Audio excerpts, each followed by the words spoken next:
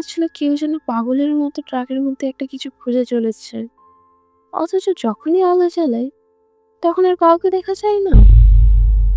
আমি অবাক হয়ে করিম ভাইকে জিজ্ঞেস করলাম, আপনারা কি ভয় পাননি? তিনি হেসে বললেন, ভয় তো পেয়েই ছিলাম। আনার তো একবারে ঘামতে শুরু করেছিল।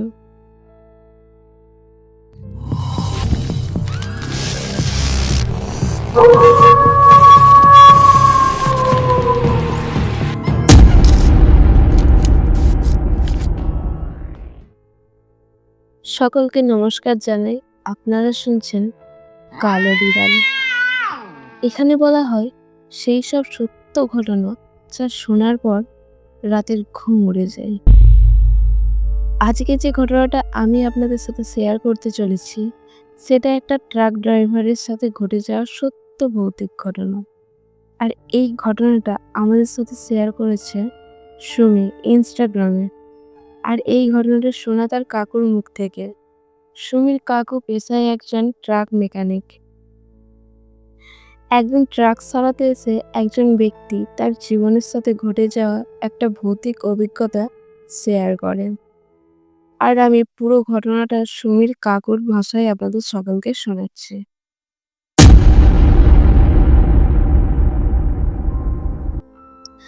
আব্দুল করিমের বয়স তখন প্রায় 50-এর কাছাকাছি। মোটা গরম, কড়া রোদে পড়া গায়ের রং, চোখের কোণে গভীর ভাঁজ, আর হাতে পায়ে অসংখ্য কাটা দাগ। সব মিলিয়ে বোঝাই যায় জীবনে অনেক ঝড় ঝাপটা সামলাতে হয়েছে তাকে। করিম ভাই ছোটবেলা থেকেই খুব গরিব ঘরে বড় হয়েছেন। তাদের গ্রামে জমি ছিল না, বাবার রোজগার ছিল খুব অল্প। মা সংসারের সবার পেট ভরাতে হিমশিম খেতেন। স্কুলে পড়াশোনার সুযোগও হয়নি, খুব ছোটবেলাতে তাকে খাটতে হয়েছে। করিম ভাই বলতেন, ভাই, গরিব ঘরে জন্ম মানে ছোট থেকে বড় হওয়া মানে যুদ্ধ। যে যেভাবে পারে নিজের বাঁচার রাস্তা খুঁজে নেন। আমিও খুঁজে পেয়েছিলাম ট্রাক চালানোর মাধ্যমে। শুরুর দিকে সে ছিল হেল্পার, ট্রাকের ড্রাইভার।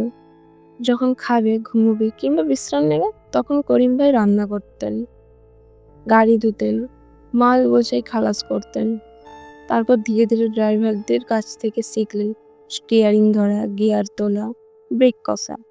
একসময় সুযোগ এলো আর করিম ভাই হয়ে গেলেন পুরোপুরি একজন ড্রাইভার। তবে শুধু চালক বললে তার মূল্য কম বলা হয়। করিম ভাইয়ের সাহসিকতার নাম চারিদিকে ছড়িয়েছিল। রাত বিরেতে পাহাড়ি রাস্তা, নষ্ট গাড়ি ঠেলে দূর দূরান্তে পৌঁছে দেওয়া, কিংবা ডাকাত ভরা পথে মাল বোঝাই গাড়ি একা সামলে যাওয়া, এসব ঘটনায় তার নাম চারিদিকে ছড়িয়েছিল। তিনি বলতেন, ট্রাক চালানো মানে শুধু গাড়ি চালানো নয়, এর সঙ্গে জড়িয়ে থাকে দায়িত্ব, সাহস আর ধৈর্য।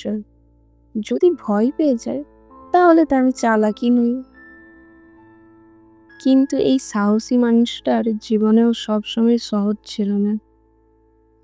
গরিব পরিবার থেকে আসা বলে সংসারে টানাপোড়েন সবসময় ছিল। একমাত্র মেয়েকে পড়াশোনা করাতে চান তিনি। দিন রাত ট্রাক চালাতেন। অনেক সময় টানা 2-3 দিন ঘুম ছাড়া শুধু চা আর সিগারেট খেয়ে গাড়ি চালিয়েছেন। আমি যতবারই করিম ভাইয়ের সঙ্গে বসেছি ততবারই শুনেছি অগন্তি রাস্তার গল্প।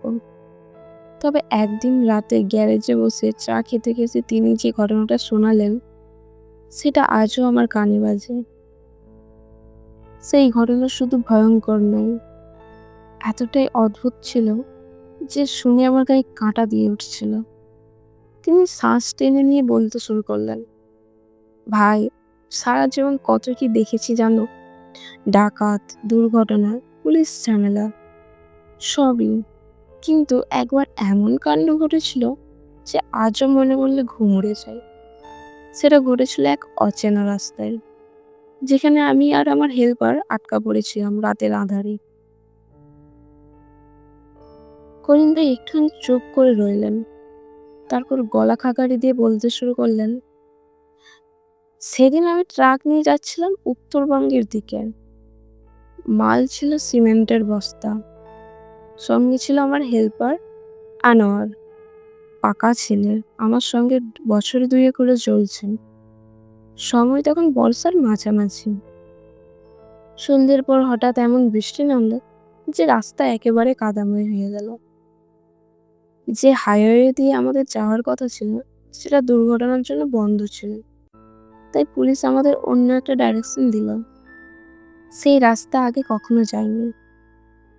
করিম ভাই থেমে আবার বললেন, শুরুতে ভাবলাম যাই হোক, গন্তব্যে তো পৌঁছতেই হবে, কিছু করার নেই। তাই ওই ডাইরেকশন ধরে এগোতে লাগলাম। কিন্তু অদ্ভুত ব্যাপার হলো, রাস্তার কোনো শেষ হচ্ছিল না। সাধারণত এই ডাইরেকশন ধরলে 4 ঘন্টার মধ্যে একটি বড় শহরে পৌঁছে যাওয়ার কথা, কিন্তু আমরা 5 ঘন্টা ধরে চালিয়েই যাচ্ছি, তবুও চারপাশে শুধু জঙ্গল আর ফাঁকা রাস্তা। কোথাও কোনো বাজার নেই, দোকান নেই, মানুষের দেখা তো দূরের কথা, একটা কুকুর পর্যন্ত দেখা যাচ্ছিল না। হেল্পার আনোয়ার তখন ঘাবড়ে গিয়েছিল। সে বারবার আমাকে বলছিল, ভাই, এই রাস্তা কিছুটা গোলমেলে লাগছে, এতক্ষণ ধরে চলছে অথচ সামনে কিছুই আসছে না। আমার মনে হয় সকাল না হওয়া পর্যন্ত গাড়ি থামিয়ে বসা ভালো। করিম ভাই প্রথমে রাজি হননি, বলেছিলেন গাড়ি থামালে ডাকাতি টাকাতির ভয় থাকে। তবে ঠিকই বলছিস, এভাবে গাড়ি চালালে যদি কোথাও গিয়ে আটকে পড়ি তাহলে তোর বিপদ। শেষমেশ অনেক টালবাহনের পর রাত 2টো নাগাদ রাস্তার একপাশে বড় একটি গাছের নিচে গাড়ি থামানো হলো। চারপাশ একেবারে অন্ধকার, শুধু দূরে ঝিঝি পোকার শব্দ। গাড়ির ভিতরে বসে তারা কথা বলছিল। হঠাৎ করিম ভাই টের পেলেন ট্রাকের পেছনের দিকে কেমন যেন একটা শব্দ হচ্ছে, ঠিক যেমন কেউ কিছু খোঁজাখুঁজি করলে যেমন ঠিক শব্দ হয়, আওয়াজ হয়, ঠিক সেই রকম যেন কেউ কিছু খোঁজাখুঁজি করছে। আনোয়ার ভয় পেয়ে বলল, ভাই, কে ওখানে? করিম ভাই সঙ্গে সঙ্গে হেডলাইট চালিয়ে গাড়ি থেকে নেমে গেলেন। চারদিক ভালো করে খুঁজলেন, কিন্তু অবাক হয়ে দেখলেন কেউ কোথাও নেই। শুধু মাল বোঝাই বস্তাগুলো অক্ষত অবস্থায় পড়ে আছে। তিনি বললেন, ওই রাতে সেই আওয়াজটা একবার নয়, বারবার হচ্ছিল।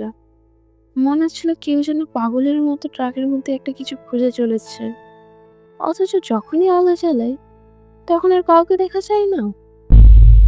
আমি অবাক হয়ে করিম ভাইকে জিজ্ঞেস করলাম, আপনারা কি ভয় পাননি? তিনি হেসে বললেন, ভয় তো পেয়েই ছিলাম। আনার তো একবারে ঘামতে শুরু করেছিল। আমি নিজেও বুকের ভেতর ধকধক শুনছিলাম। তবে আমি ওকে শান্ত করতে বললাম, এটা হয়তো আমাদের ভাবনা, ঘুমের ঘোরে কান ভুল শুনছে। কিন্তু ভেতর ভেতর আমিও বুঝতে পারছিলাম ব্যাপারটা ঠিক অন্যরকম। রাতটা তারা তেমন ঘুমোতে পারেননি। কখনো ট্রাকের বাইরে টুকটাক শব্দ, কখনো বস্তার মধ্যে চাপড়ের শব্দ, মনে হচ্ছে কেউ যেন বস্তার উপরে হাত দিয়ে চাকর মারছে। সব মিলে ভয় আর অস্বস্তির মধ্যে কেটে গেল। করিম ভাই বললেন, ভোরতেই আমরা আবার ইঞ্জিন চালু করে রওনা দিলাম। তখনও আমার মনে হচ্ছিল এই রাস্তা যেন আমাদের ঘুরপাক খাওয়াচ্ছে। কিন্তু অবশেষে সকাল 8টা নাগাদ একটা ছোট্ট বাজারে পৌঁছলাম। গাড়ি দাঁড় করিয়ে চা খাচ্ছিলাম। তখনই চারপাশের লোকজন আমাদের দেখে অবাক হয়ে উঠল। একজন এসে বলল, আপনারা কি কাল রাতে ওই জঙ্গলের রাস্তা দিয়ে এসেছেন? আমি মাথা নেড়ে হ্যাঁ বলতেই সে মুখ চাওয়াচাই করে বলল, আপনারা ভাগ্যবান যে বেঁচে গেছেন। আমি ওখানে বসে চুপচাপ শুনছিলাম। করিম ভাইয়ের মুখে তখনও চাপা ভয়ের ছাপ। তিনি ধীরে ধীরে বলতে লাগলেন, ওরা বলল ওই জঙ্গলের রাস্তায় কয়েক মাস আগে ভয়ানক এক অ্যাক্সিডেন্ট হয়েছিল। ট্রাক উল্টে গিয়ে এক ড্রাইভারের মৃত্যু হয়। শোনা যায় তার দেহ পুরোটা উদ্ধার হয়নি। বাজারের লোকেদের মুখে থেকে যখন শুনলাম ওই জঙ্গলের রাস্তায় কয়েক মাস আগে অ্যাক্সিডেন্ট একজন ট্রাক ড্রাইভার মারা গিয়েছিল, তখন শরীরে রক্ত যেন জমে গেল। প্রথমে ভেবেছিলাম লোকজনের গাঁজাখুরি গল্প, কিন্তু একজন বয়স্ক দোকানদার এসে যা বলল, দোকানদার নাকি করিম ভাইকে বলেছিল সেদিন একটা ট্রাক উল্টে গিয়েছিল মাল বোঝা অবস্থায়। অনেক চেষ্টা করেও দেহটা পুরোপুরি উদ্ধার করা যায়নি। শোনা যায় দেহের একটা অংশ, হয়তো হাত কিংবা পা, গাড়ির কোনো ভেতরে আটকে থেকে যায়। তারপর থেকে যে গাড়ি ওই জায়গা দিয়ে যায়, রাতে অদ্ভুত আওয়াজ শোনা যায়, যেন কেউ পাগলের মতো কিছু খুঁজছে। আসলে আত্মাটা তো দেহের সেই টুকরো অংশ খুঁজে বেড়ায়। এই কথা শুনে হেল্পার আনোয়ার একেবারে থরথর করে কাঁপতে লাগলো। সে করিম ভাইকে আঁকড়ে ধরে বলল, ভাই, গত রাতের আওয়াজগুলো তাহলে সেই ড্রাইভারের আত্মার ছিল? করিম ভাই তখন চুপ করেছিলেন, তবে ভিতরে ভিতরে সেও ভয় পেয়েছিলেন, কারণ ঠিক ওই ধরনের খোঁজাখুঁজির শব্দই তারা রাতে শুনেছিলেন। এরপর বাজারের লোকজন তাদের একটা পরামর্শ দিল। বলল, আপনারা চাইলে আমাদের গ্রামের ওঝার সঙ্গে দেখা করতে পারেন। উনি জানেন কিভাবে এই ধরনের আত্মার হাত থেকে রেহাই পেতে হয়। করিম ভাই আর আনোয়ার তখন গাড়ি নিয়ে সেই গ্রামের ওঝার বাড়ি গেলেন। ওঝা ছিলেন এক বয়স্ক মানুষ, কপালে সিঁদুর, হাতে তাবিজ কবজ। সব কথা শোনার পর তিনি চোখ বন্ধ করে কিছুক্ষণ জপমালা ঘুরিয়ে তারপর বললেন, তোমাদের গাড়ির সঙ্গে একটা অশরীরী জড়িয়ে গেছে, তবে তোমাদের ক্ষতি করার জন্য নয়। সে শুধু খুঁজছে তার দেহের হারানো অংশটা, যেটা কোনো এক সময় গাড়ির ভিতর চাপা পড়েছিল। যতদিন সেটা শান্তি না পায়, ততদিন গাড়ির চারপাশে অশান্তি চলবে। আনোয়ার তখন কেঁপে কেঁপে জিজ্ঞেস করেছিল, তাহলে কি গাড়ি ফেলে দিতে হবে? ওঝা মাথা নেড়ে বলেছিলেন, না, তেমন কিছু নয়, তবে গাড়িটিকে ভালো করে ধুতে হবে, গঙ্গাজল ছিটাতে হবে, তারপর একটা পুজো করতে হবে, আর আমি কিছু মন্ত্র পড়ে কাপড় দেব, সেটা গাড়ির সামনে বাঁধতে হবে। তাহলেই আত্মা শান্ত হবে, তোমাদের আর বিরক্ত করবে না। করিম ভাই প্রথমে এসব বিশ্বাস করতে চাননি। বলেছিলেন, এই তো সে কুসংস্কার মনে হচ্ছে। যদি সত্যিই আত্মা থাকতো, তাহলে আমাদের ক্ষতি করতো না কেন?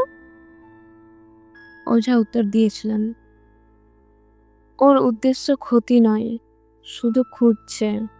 তবে তোমরা যদি উপায় না করো, সময়ের সঙ্গে সঙ্গে ওর অশান্তি বাড়বে, তখন ক্ষতিও করতে পারে।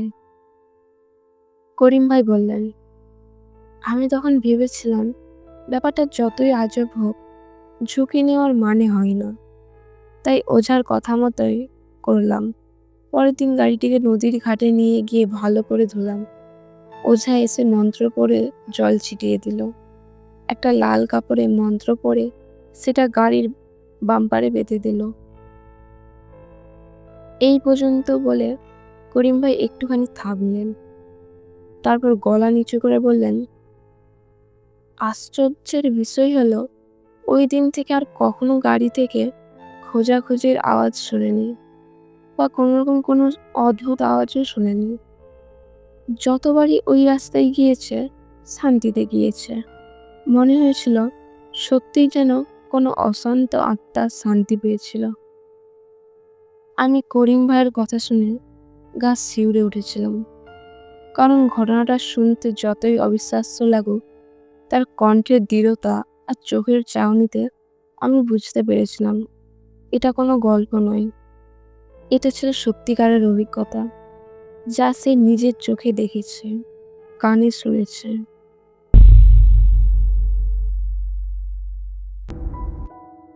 আমি রুহি, শুনছিলেন কালো বিড়াল। আমার সঙ্গে রয়েছে রাহুল। কেমন লাগলো আজকের ঘটনাটা? ঘটনাটা যদি ভালো লাগে একটা লাইক করবেন, কমেন্টে জানাবেন কেমন লাগলো আজকের ঘটনা। প্রতি রবিবার ঘটনা শুনতে চাইলে চ্যানেলটি সাবস্ক্রাইব করে রাখুন। আপনার সাথে যদি এরকম কোনো ভৌতিক ঘটনা ঘটে থাকে বা আপনার কোনো শোনা ঘটনা আমাদের সাথে শেয়ার করতে চাইলে সমস্ত ধরনের লিঙ্ক পেয়ে যাবেন আমাদের ভিডিও ডেসক্রিপশানে। ওখান থেকে আমাদের দিকে ঘটনা পাঠানো খুবই সহজ। সকলে ভালো থাকবেন, সুস্থ থাকবেন। ধন্যবাদ।